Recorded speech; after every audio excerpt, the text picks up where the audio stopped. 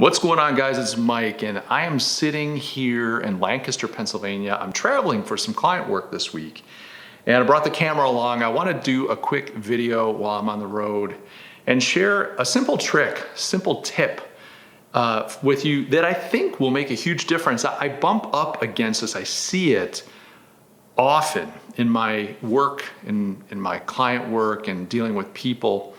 And I want to share an approach to challenging situations, especially between you and someone else. Maybe it's a board meeting, maybe it's a sales situation, maybe it's even a personal relationship with a loved one or a friend where you are being kind of pushed a bit. You're being challenged, you're being argued with, maybe something that you've said or shared is being questioned. It could be any kind of situation really where you find yourself a little bit back on your heels. Now, what our typical response to that is to answer back. You know, if you do this physically with someone, if you walk up to somebody that you know, don't do this to someone you don't know, but if you just push on them gently, their reaction is to push back. It's just a natural human reaction. When we're pushed on, we want to push back. And I've observed this, say for instance, in boardrooms where maybe there's a strategy being discussed and somebody puts out their idea, maybe they've done some research, they're kind of pitching a direction or a solution that they think could work for the organization. Inevitably, there's someone on the board, one or two people that, you know, are vehemently opposed or even just genuinely skeptical. And what they end up doing is they push back. You know, this person maybe has shared some ideas, directions, solutions, so on, and then you have people pushing back. You know, I don't know if I agree with that data. I think your costs are too high, et cetera, et cetera. The typical response for any of us in that kind of a situation, boardroom or just a friendly discussion or in a sales situation, et cetera, is to begin to try to convince that person. So for example, let's say you're selling and you put something on the table and the prospect says your price is too high. This price is outrageous. You know, however they express it, whether it's polite or obnoxious. You find yourself immediately trying to defend the price, explain the price, tell them why you think it's a good price, why it's a fair price, why your competitor's pricing is that you just get into this thing of trying to like win because someone has pushed on you and you can't help but push back. Now, this simple trick, I'm telling you, it's so simple, but it will make a huge difference. Try this out next time. Next time you find yourself in a situation where having a discussion and somebody kind of puts you on the spot, they push on you, they push back on something you said, they've questioned something that you put out there. Rather than push back, rather than try to convince and to argue and to state your case, do this simple thing. Ask a clarifying question. Follow that up with another question. What you want to do is draw that person out. When they start pushing back, rather than answer them and try to convince them, start asking questions. So in the example of your sales and they tell you the price is too high, just ask a simple question. What do you mean by that? And just learn to be quiet. Don't ask it with any animosity. Don't posture yourself, defensively. Keep your tone nice and easy. Just say, oh, what do you mean by that?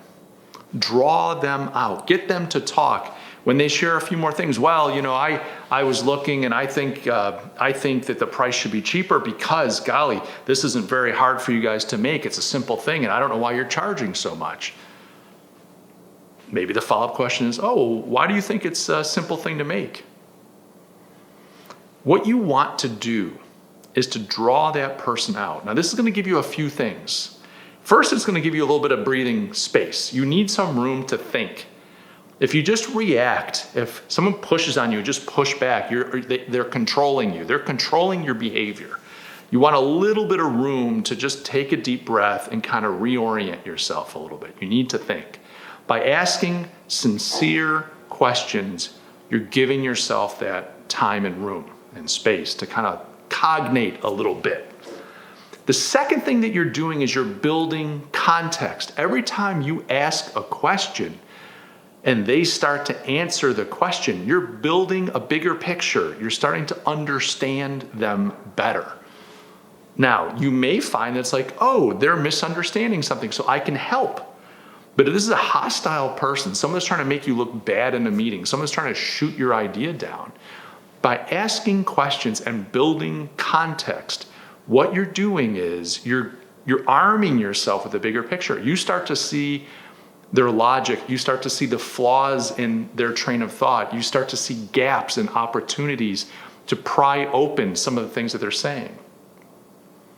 Now, I've watched this happen where senior people, this isn't just like a junior thing, like, hey, if you're in a job interview and they ask you a tough question, here's a little trick. This happens to senior people. I watch it happen all the time at every level. Why? Because we are all human beings.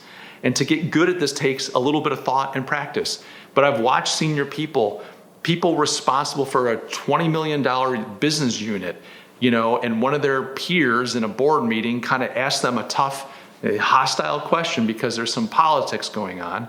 And that person, rather than taking a deep breath and saying, well, that's an interesting position. Tell me a little bit more. Why do you think that? What do you think is going on with this situation? What is your take on all of this? Rather than drawing them out, this person just finds themselves in a situation and they're just answering. They're on this kind of bicycle pedaling away, trying to come up with an answer that's going to convince this critic, this hostile person in the room, and of course the rest of the board members.